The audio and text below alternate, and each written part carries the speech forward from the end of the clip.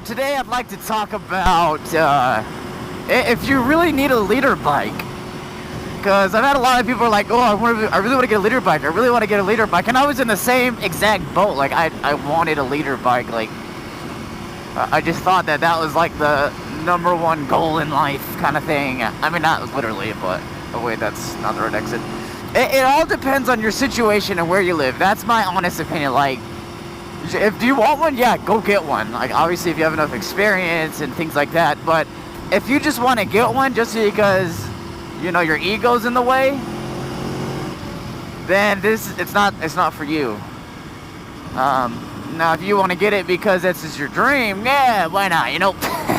But really it comes down to your location. So for me, I get like, I'd say I've gotten well over a couple hundred like messages or comments or whatever just saying how open these roads are. And how much, you know, freedom I have on these roads, how nicely they're paved, you know, all the roads are at. That's one of the reasons why I thought a leader bike would be okay for the street, because look at all these freaking roads and streets I got.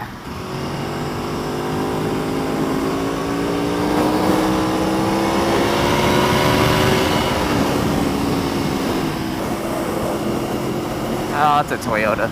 That's not worth it. That's funny. I thought it was like a STI or a Evo, because I didn't see the full car.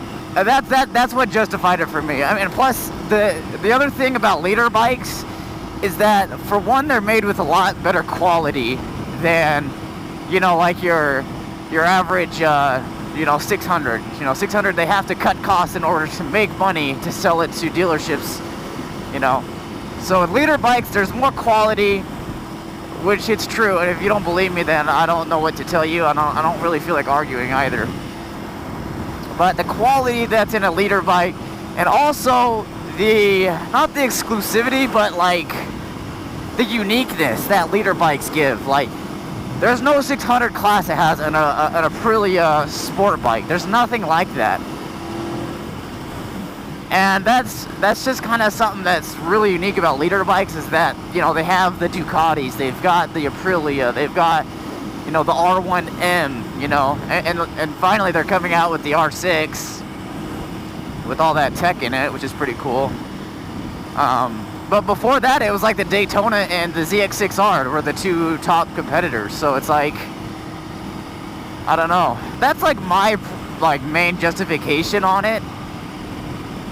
You always are more than welcome to comment down below on what you think, officer. So I have to think of the rider. I can't remember his name. And I'm not bashing on the guy, but he rides in India, but he has an RSV4, and it's like some of those highways are actually really open in India. I'll give him that. But it's like those, and he had a video where like his bike was overheating, and there's just the potholes everywhere and just cruddy roads in some of the areas. But it's like, you know, he makes it work, which is always, you know, you could always make anything work. You know, it doesn't make, it's not logical. You got to be logical before an emotional sale, you know. If you make it an emotional sale, you might regret things later, and it won't really be up to your expectations. So that's kind of like, I don't know. Do I regret buying this? Hell no. Hell no. I'm so glad I bought this. This thing is like beyond unique. It's just me. This is like my personality, this whole bike. But did I need a leader bike? No. Your 600 is plenty. Is a 300 plenty for the street? No. It's not. Maybe for like city commuting, but not highway stuff. I don't think so. Man, I just did an oil change right before this ride, and it's riding so much smoother with that Castrol. I love Castrol. I stand behind them, bro. I don't know, just everything about a leader bike is just a lot different from a 600.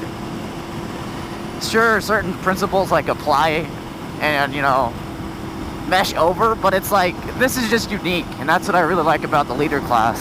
The only 600 I would say is like pretty unique is the Daytona. Other than that, it's kind of, you know, I don't know, that's just kind of my opinion on it. Take what you want from it. You're more than welcome to.